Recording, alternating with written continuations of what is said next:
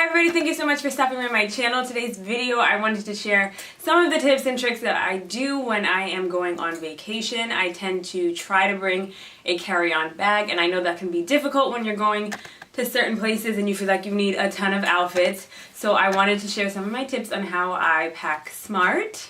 That way I'm not stressed out later realizing I didn't pack what I need. So I would say prior probably to me graduating from college, I used to tend to overpack, and for me it was super problematic, which it might be for other people, because not only would I overpack, I wouldn't pack what I really needed. In a sense, I would be so focused on, oh, let me grab this, let me grab that, oh, well, what if I want to wear this, what if I want to wear that, and I would get to destination, not use half of the stuff that was in my bag, and also realize that I left out something that I probably needed. So after, I think, experiencing that and kind of just having it happen one too many times, I decided to try and pack a little bit better. And here are some of the tips that I use every single time I pack now with my carry-on size bag. First tip that I wanted to give you guys is to use travel containers. Now I know that this is pretty obvious. Of course, you're going to travel, use travel containers. But the reason that I say this is because I know that I tended to just pack some full-size items, whether I was bringing the bag with me on the plane or it was going to be checked in. Obviously, if it's going on the plane, there are restrictions.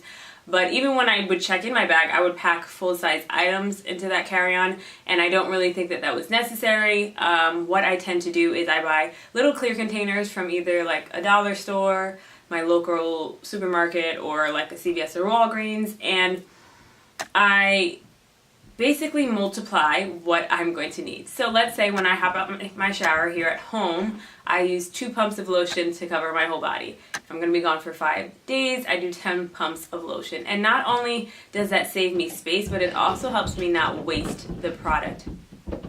I think it's really easy to kind of just be like, oh, I need the whole, however many liters of lotion, or let me pour all of this into a container, and you don't really need that much. So obviously, if you're going somewhere where you know your skin's going to be drier, add a little bit more lotion so you're not ashy. But for the most part, I like to use travel containers because they kind of keep my measurements more exact to what I'm going to need, as opposed to just bringing the whole lotion or bringing the whole face cleanser, because that's what I think I need for that time.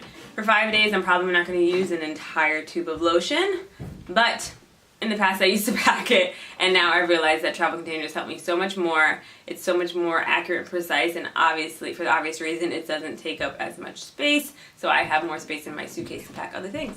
So my next tip, and I do this now for every single trip, is I start to plan an itinerary. Now, I know that this can be difficult for some people if you're going with a group or you don't really know what the exact plan is, but I would just gauge based off of what you do know, what am I going to be doing? If I'm going to Europe, am I going to be sightseeing? Am I going to be walking around a lot?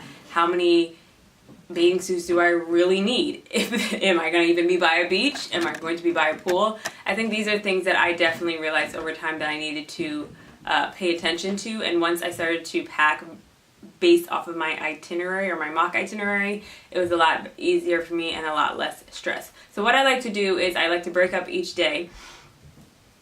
I had gone to St. Thomas, and I think at this time I also had made a mistake. I was packing a lot of like cute outfits, and while that was great and everything, I spent most of the time by the pool. So if you don't have a set plan as to what you're going to do, it really isn't going to help you when it comes to packing. If you know that you're going to go visit, you're going to go on a hiking trip when you are in a place, and that hiking trip is going to take up half of your day. You do not need to plan 3 outfits for that one day, because odds are you're going to stay in that hiking outfit for the majority of the day and maybe change later when you go out at night. So I try to pack based off of what I know I'm going to do, what is ideal for the place that I'm going to, checking the weather as well. And that really keeps me to a minimum amount of outfits, as opposed to let me grab 3 outfits for this 6 hours of this one day where we might do XYZ. It's not realistic, and honestly, it's going to just take up more space in your suitcase. So another one of my tips, and this is very hard for me to kind of do, If you don't know by now, I absolutely love shoes. I have a ton of shoes, and I've always been that person that's like different shoe for every outfit. But I realized when I'm going to certain places that I don't necessarily need that.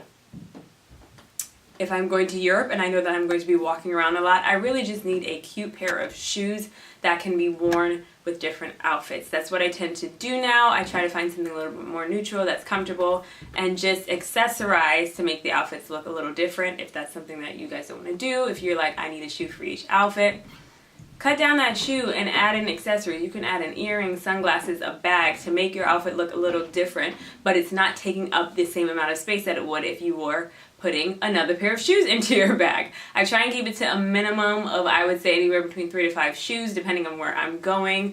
One is usually a heel, the other one is usually a comfortable sandal or sandal flat, and then I always like to throw in a sneaker in there in the event that I need to run for my life. I have sneakers to put on so that I don't get caught by whoever's chasing me.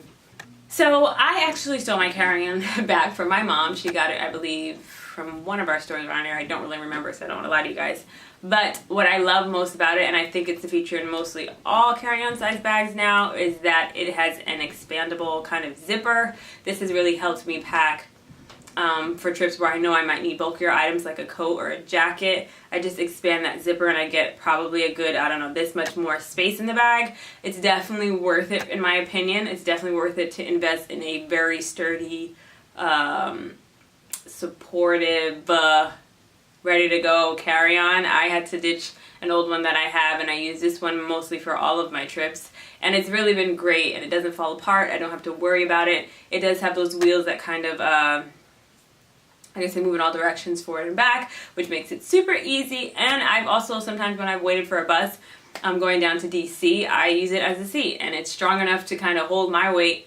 I don't put my full weight on it, but I can sit down, and it's comfortable, it's cute, and it's strong and sturdy, and I know that nothing's gonna happen to it. So I would definitely invest in a good carry-on, especially one with an expandable zipper. That gives you a little bit more space, but ideally you won't need it because you're gonna be packing a little bit smarter than you did before. And my last and final tip is, guys, I know a lot of people like to say that rolling gives them more space in their suitcase. For me personally, that never really works. I like to lay my clothes out flat and actually stretch them to the corners of the suitcase. So a t-shirt ideally probably wouldn't take up the whole width of a suitcase, but when I stretch it out flat, it compresses a little bit lower, and it makes it easier for me to put things on top of that. With that being said, I also like to store my shoes in bags. I have a ton of shoe bags from just a bunch of places where I've gotten bags for shoes, but you can honestly put it in a plastic bag, wrap it in whatever you like, wrap it in whatever you like.